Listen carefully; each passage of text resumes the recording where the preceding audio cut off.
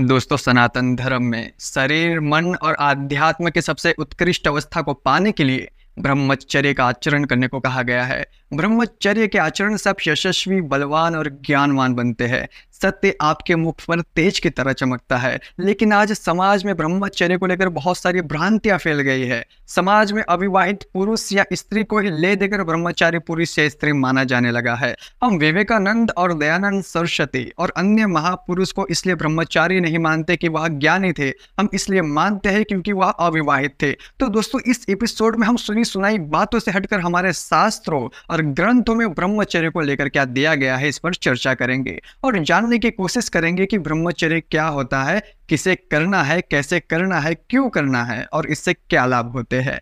दोस्तों, बिना किसी विलंब के वीडियो को शुरू करते हैं। दोस्तों, अगर ब्रह्मचर्य का शाब्दिक अर्थ देखा जाए तो ब्रह्म का मतलब होता है कि जो अनंत है, अनादि है, परम सत्य है, और चर्य का मतलब होता है आचरण करना। तो अगर परिभाषा देखी जाए तो वह सभी आचरण जो हमें ब्रह्म की तरफ ले जाते हैं, परम सत्य की तरफ ले जाते हैं, वह सभी ब्रह्मचर्य के अंतर्गत आते हैं। और ब्रह्मचर्य सनातन धर्म के सबसे प्योरेस्ट आचरण में आता है और यह सभी लोगों के लिए है भी नहीं। ब्रह्मचर्य उन्हीं के लिए है जिन्हें जीवन में सबसे उत्कृष्ट अवस्था में पहुंचना है और स्वयं ब्रह्म हो जाना है।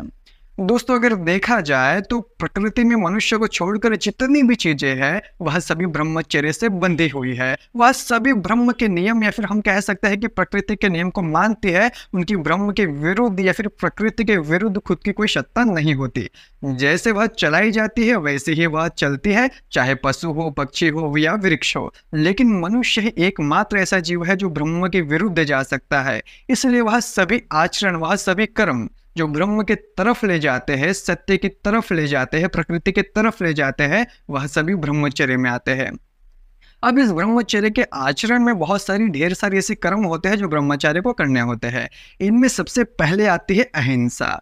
तो सनातन धर्म में यह माना गया है कि जब आप शक्तिशाली हो तो अपने शक्ति का प्रयोग या तो अपने बराबर से या फिर अपने बराबर के जो ऊपर है उस पर ही करें, उसी दुश्मन पर करें, उसका अनायास प्रयोग ना करें। और दूसरा दृष्टिकोण यह है कि जब आप शक्ति का प्रयोग करते हैं, किसी पर हिंसा करते हैं, तो आप कर्म के बंधन में फंस जाते हैं और यह जो सांसारिक बाधा उत्पन्न होती है यह आपके ब्रह्मचर्य के मार्ग को बाधित करती है।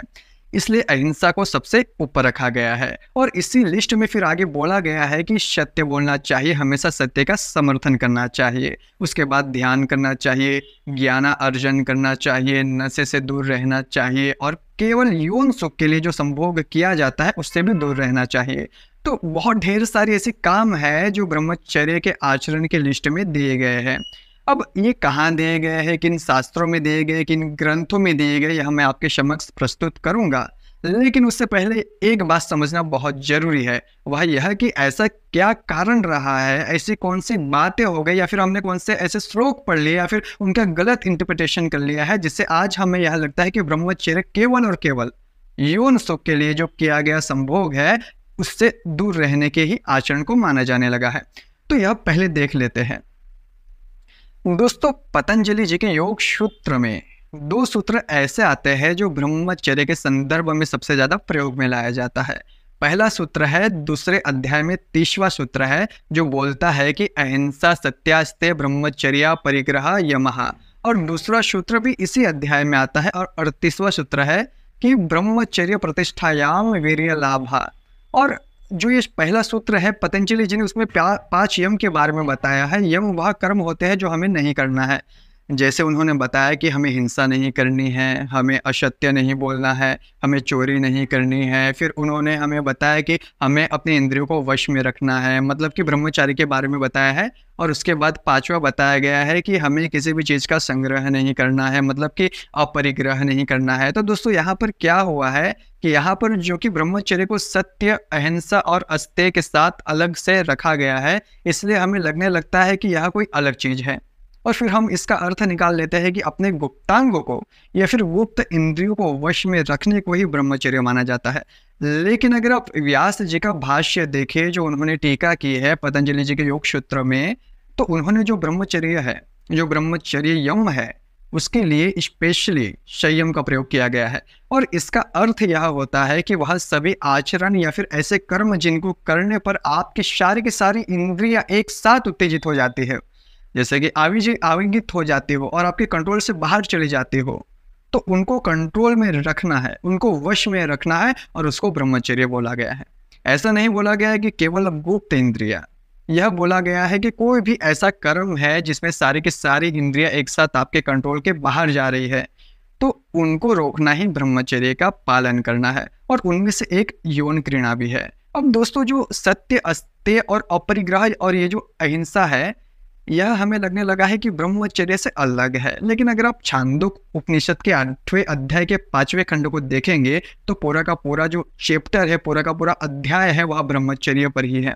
वहां पर बताया गया है कि सत्य बोलना, मनन करना, यज्ञ करना, त्याग करना, वन में अपना जीवन काटना, सन्यासी की तरह ईश्वर की भक्ति करना, यह सभी ब्रह्मचर्य के ही अंतर्गत आते हैं, क्योंकि यह सभी आपको ब्रह्म की तरफ ले जाते हैं। और पूरे अध्याय में मैंने पढ़ा है, वहां पर यौन सुख की बात नहीं की गई है, वहां पर बात की गई है कि जो इंद्रियों के बाहरी सुख है, जो बाहरी विषय है, उनसे दूर रहना चाहिए, चाहे वह किसी भी प्रकार के हो। अब दोस्तों, जो दूसरा योग सूत्र है, जो कि इसी अध्याय का 38वां सूत्र है कि ब्रह्मचर्य प्रतिष्ठायाम वीर्य लाभा, तो अक्सर इसका हम क्या अनुवाद निकाल लेते हैं कि ब्रह्मचर्य की जब सिद्धि होती है तो वीर्य का लाभ होता है। और फर्दर जब इसको हम एक्सप्लेन करते हैं, भावार्थ निकालते हैं, तो उसका मतलब हम यह निकाल लेते हैं कि अगर हम यौन क्रीड़ा करेंगे ही नहीं तो फिर हमें वीर्य का नाश नहीं करना पड़ेगा और फिर उस वीर्य संचन से हमें लाभ मिलता है। तो अगर आप इसका भाष्य देखिए, व्यास जी ने जो किया है पतंजलि जी के इसी योग सूत्र का, तो वहां पर उन्होंने बताया है कि यह जो वीर्य का मतलब नर के सीमन से नहीं है, यहाँ पर वीर्य का मतलब पराक्रम से है। मतलब जब आप ब्रह्मचर्य की सिद्धि करते हैं, आपके अंदर प्रतिष्ठित हो जाता है ब्रह्मचर्य, तो आप बलवान हो जाते हैं, शक्तिशाली हो जाते हैं। यहाँ पर वीर्य का मतलब शक्ति से है, ना कि वीर्य संचन से है। और अगर हम यहाँ मान भी ले कि यहाँ पर जो बात हो रही है वह वीर्य संचन या फिर उससे उत्पन्न बल की हो रही है, तो अथर्ववेद के 11वें कांड के 5वें सूत्र में, जो कि पूरा का पूरा सूत्र ब्रह्मचर्य पर ही दिया गया है, वहां पर एक मंत्र आता है कि ब्रह्मचर्येण कन्या युवानम विद्यन्ते पतिम, जिसका अर्थ होता है कि कन्या ब्रह्मचर्य से परिपूर्ण विदुषी और युवती होकर एक पूर्ण ब्रह्मचारी विद्वान से विवाह करे। तो हम देख सकते हैं कि ब्रह्मचर्य केवल पुरुष और बालकों के लिए नहीं है, बल्कि ब्रह्मचर्य महिला और बालिका के लिए भी है। तो अगर हम उस सूत्र को देखें जहां पर बोला गया है कि ब्रह्मचर्य प्रतिष्ठायाम वीर्य लाभा, तो वहां पर वीर्य का अर्थ सीमन से करना, नर के सीमन से करना उचित नहीं है, क्योंकि वहां पर जो वीर्य का अर्थ है वह बालिकाओं के लिए भी है, इसलिए वहां पर वीर्य का अर्थ शक्ति और तेज से करना चाहिए।